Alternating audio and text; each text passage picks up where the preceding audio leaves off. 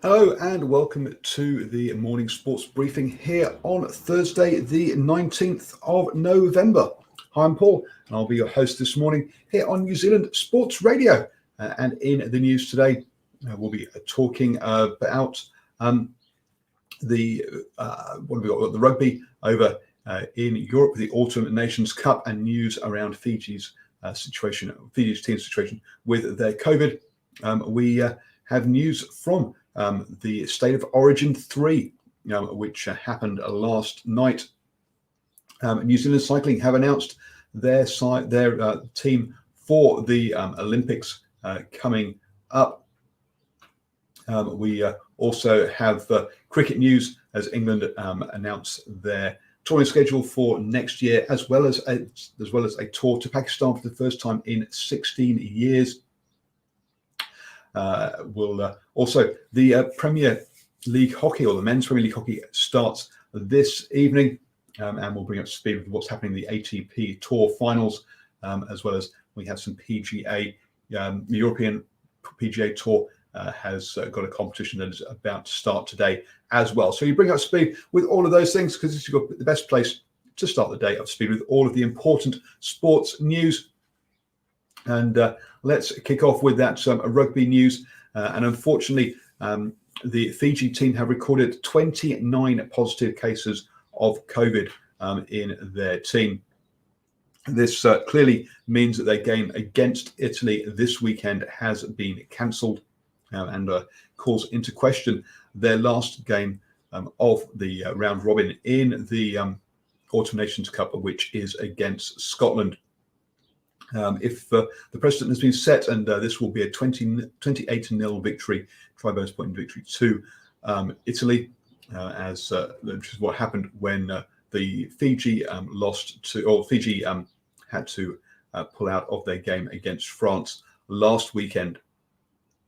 It also will call into question whether they'll make it into the playoffs as well, because in the playoffs, all 8 teams were going to take part, with the last place team from each conference playing each other, and with 2 28-0 victories, you're to say that's where Fiji are going to finish up in this tournament, unfortunately.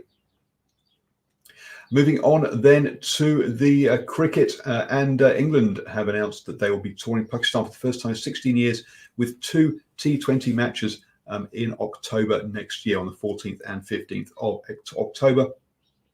And this is part of their preparation, or part of both teams' preparations for the T20 World Cup, which will be taking place in India.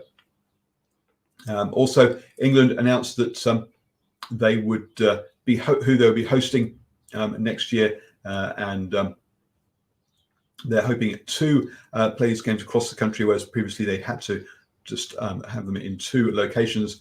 They have announced 5 tests against India, and limited over matches against Sri Lanka and Pakistan. There are also 2 test series against an unnamed opponent, which we staged early in the summer.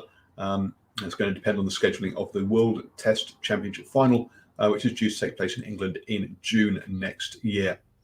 England's women will be planning on hosting New Zealand and South Africa, whilst the visually impaired team will take on Australia next year.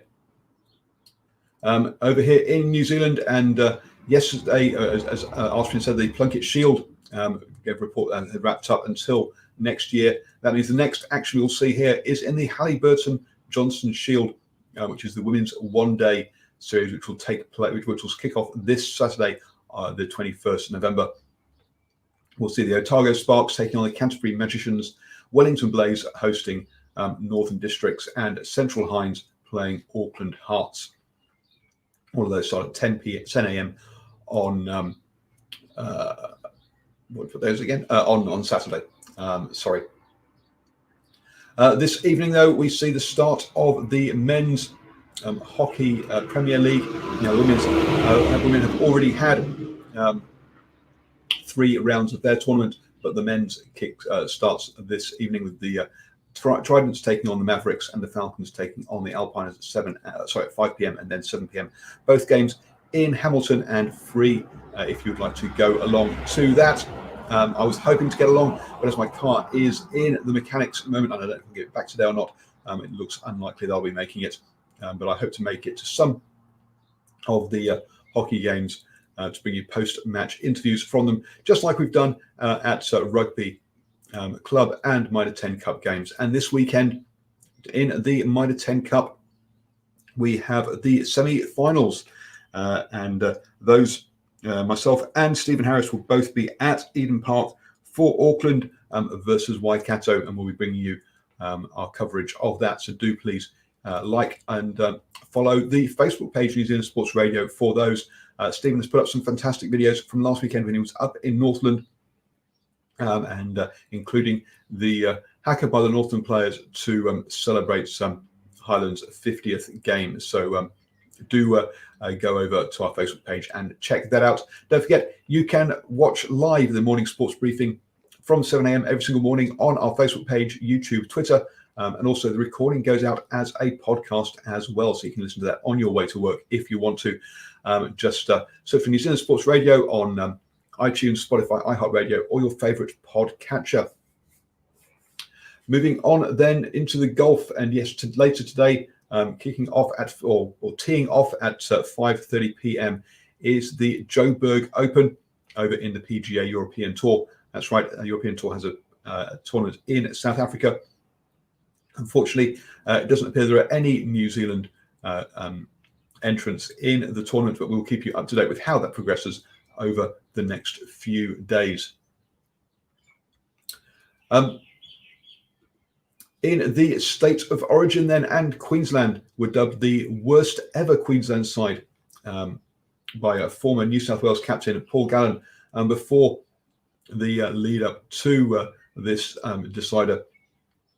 But the Maroons came out on top 20-14 in that, ending the Blues' 2-year reign in the state of origin. The Blues came in as heavy favourites leading into the tournament. But the game in front of 52,000 people, which is believed to be the largest sporting crowd in the world since the COVID-19 pandemic, saw the Maroons take out the state of origin with Cameron Munster being. It's Cameron Munster. I'll make sure I've got my names right here. Being named the man of the series, picking up the Wally Lewis medal. So congratulations to him picking up the player of the series there in that one. New Zealand have announced New Zealand Cycling have announced their track team to go to the Tokyo Olympics with no world events between in the next 5 months. It was believed giving the certainty and picking the cyclists now was the best option for their preparation ahead of this. A 15-strong team have been named to go. That includes 4 people who will be going to their 3rd Olympics: Aaron Gates, Ethan Mitchell, Rushley Buchanan, and Jamie Nielsen, as well as 2 more riders who were at the Rio Olympics as well, which means that 9 riders will be making their debuts. It includes medalists from Rio in Sam Webster and Ethan Mitchell, as well as the current points race world champion Corbin Strong and 6 former world champions. So as going there with hope of some good results there in those events. Currently, the distance events where the endurance events where the New Zealand team's strength lies, with the men's team ranked 2nd in the world and the women's team ranked 3rd in the world currently. So we wish them all well in their preparation ahead of the Tokyo Olympics, hoping obviously that takes place. It's another fine day down here in Waihi, and Aaron says similar up there in Auckland. So I hope you're all having a wonderful week, folks. I think that brings you up to date with all of the important sports news. Don't forget, you can join us here at 7 a.m. every single morning for important sports news, and it's your best way to start the day.